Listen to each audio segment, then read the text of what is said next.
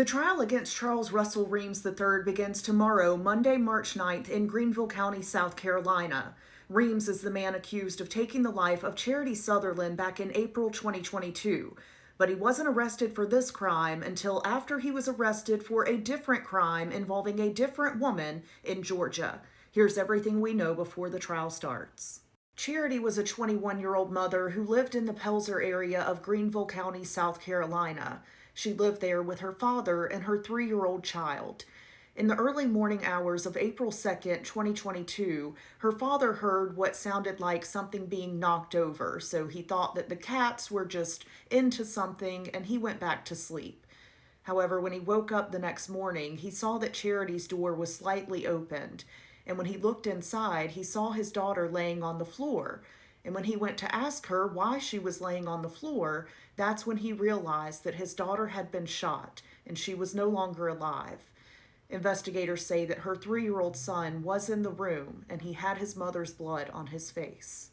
From the beginning of this investigation, detectives identified Charles Russell Reams III as a person of interest. He was the ex-boyfriend of Charity Southerland, and he was also the father of her 3-year-old son.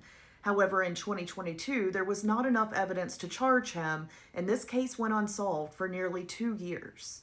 But in 2024, investigators in Rome, Georgia, reached out to authorities in Greenville County, South Carolina, regarding Charles Russell Reams being arrested in a different violent crime involving a different woman.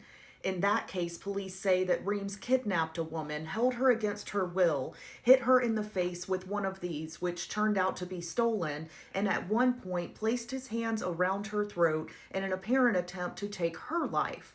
In Georgia, after that event, he was charged with kidnapping, aggravated assault, false imprisonment, battery, possession of a firearm during the commission of a crime, and theft by receiving stolen property.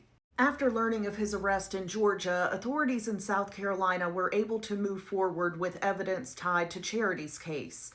They say ultimately it was DNA evidence and witness statements that led to the warrants being put out for him regarding Charity Southerland.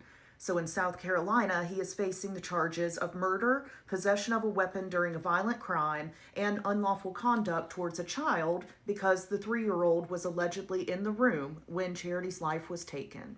Charity's family waited 2 years to hear about an arrest in this case, and they have waited 4 years for what will begin tomorrow, which is the trial against Charles Russell Reams III. I will bring you updates as they come out, and once the jury issues their verdict, I will let you know that as well. Most importantly, rest in peace to Charity Southerland.